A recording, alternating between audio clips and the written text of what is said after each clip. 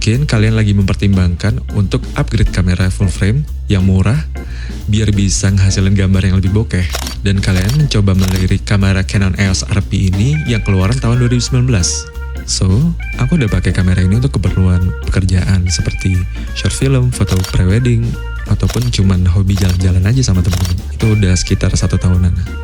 Nah, di video ini aku nggak akan bahas tentang specs dan teknis ataupun emang ya hal semacam lainnya ya. Tapi cuman pure sebatas pengalamanku selama menggunakan kamera ini untuk kebutuhan foto dan video. Oke, yang pertama untuk kebutuhan foto, selama aku gunakan kamera ini tuh buat kerjaan wedding ataupun mungkin buat foto bareng sama teman waktu nongkrong ataupun liburan, bisa dibilang kamera ini tuh cukup bagus karena kamera ini udah full frame, hasil bokehnya juga oke, dan kamera ini tuh lumayan luas bokehnya dibanding kamera APS-C. Oh ya, pengalamanku pakai APS itu waktu itu pakai Canon EOS 80D. Ini hasil fotonya kayak gini. Dan yang aku suka dari kamera ini tuh hasil warnanya tuh udah cukup mendekati warna yang aku mau. Jadi kayak tinggal sedikit edit, tinggal kasih preset dan bisa nyesuaiin warna feeds Instagramku.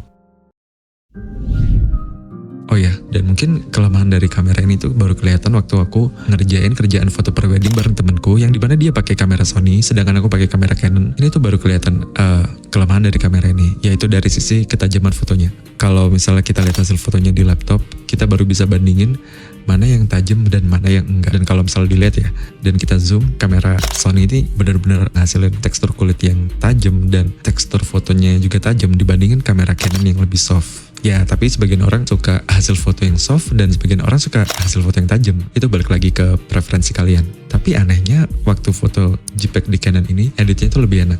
Contoh, di sini hasil foto kamera ini tuh overexposure, tapi waktu masuk Lightroom, cahaya yang overexposure itu masih bisa diselamatkan, padahal foto modenya itu JPEG bukan RAW.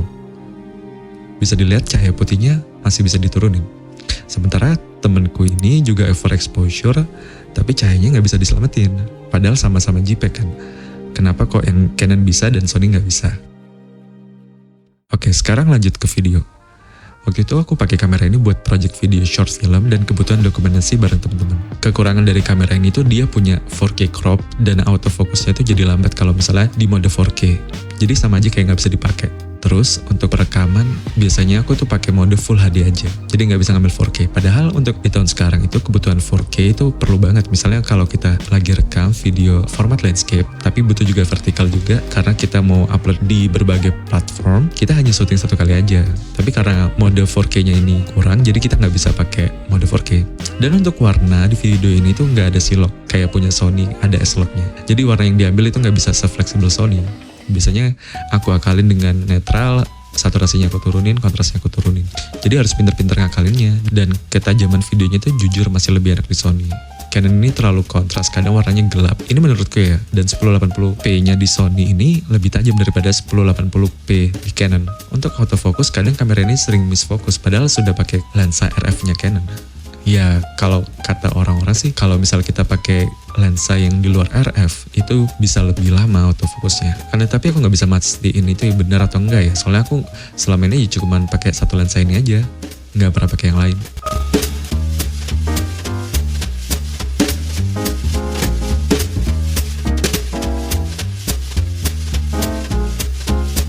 Mungkin buat kebutuhannya hybrid foto dan video, dial dari Canon cukup aneh sih, jaraknya antara mode foto dan video itu terlalu jauh, jadi muternya juga cukup lama, jadi nggak bisa kayak langsung cepet gitu. Bisa dilihat kan, untuk mengubah dari mode video ke mode foto itu harus ke beberapa mode dulu, jadi nggak bisa langsung swipe cepet gitu. Dan kalian kalau misalnya tekan tombol record saat di mode foto, tentu bisa langsung masuk ke mode video. Tapi perekaman hasil videonya itu nggak tahu kenapa nggak sebagus waktu kalian shot di mode video.